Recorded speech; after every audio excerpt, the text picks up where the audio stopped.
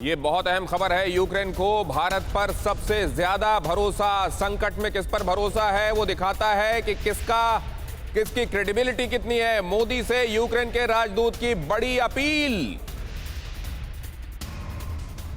Modi powerful नेता चाहे तो युद्ध रोक सकते हैं। मोदी को जल्द से जल्द पुतिन से बात करनी चाहिए। यूक्रेन के राजदूत की ऐसी गुहार। भारत के रूस से अच्छे संबंध हैं, यूक्रेन का मानना है। संबंधों के दम पर मोदी युद्ध रोक सकते हैं, यूक्रेन का ऐसा कहना। यूक्रेन में फंसे भारतीयों के लिए एक बड़ी खबर। हवाई मार्ग के अलावा दूसरे विकल्प देख रही है भारत सरकार। सभी भारतीयों को पश्चिमी यूक्रेन की तरफ रहने या जाने के लिए कहा गया है। सड़क रास्ते से भारतीयों को सीमा पार कराई जा सकती है। बिना वीजा भारतीयों की एंट्री पर बात कर सकती है सरकार। यूक्रेन के पड़ोसी देशों से भारत सरकार बात कर सकती है।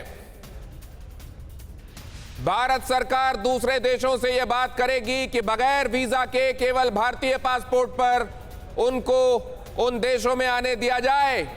कुवैत संकट के समय 90 के दशक में भारत ने ऐसा किया भी था। अशोक सज्जनहार सर के पास मैं जाना चाहता हूं। अशोक सर, वहां यूक्रेन से भारत की तरफ आती गुहार, इसके डिप्लोमेटिक मायने।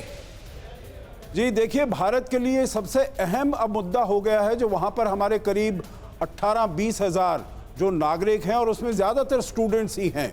उनमें से 2-3 फ्लाइट्स तो हम वापस ला चुके हैं।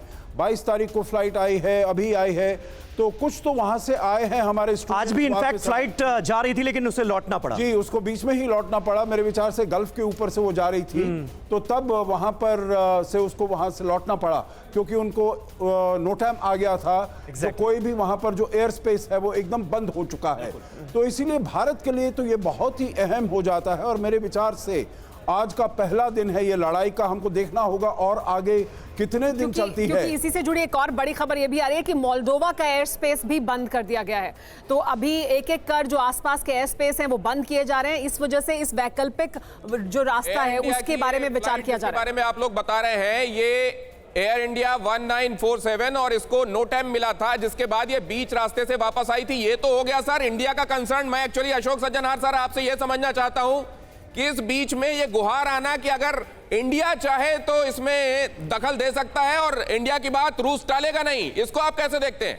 जी, आप ठीक कह रहे हैं। जो आज यूक्रेनियन एम्बेसडर जो यहाँ पर हैं दिल्ली में, उन्होंने बहुत ही एक इम्पैशन्ड और आर्डेंट और फर्वेंट प्ली दिया है पूरे भारतीय लोगों को और भारत की लीडरशिप को, स्पेशली प्रधानमंत्री मोदी को। उन्होंने कहा जो उनका आज जो कद है, जो रुतबा है पूरी दुनिया में, वो बहुत ऊंचा रुतबा है जी। और क्योंकि बिल्कुल सज्जनहार साहब, यहाँ पर एक बार आपको फिर रोकना पड़ेगा। न्यूज़ टॉप 9 रोज सुबह 7 बजे और शाम 7 बजे सिर्फ TV9 भारतवर्ष पर।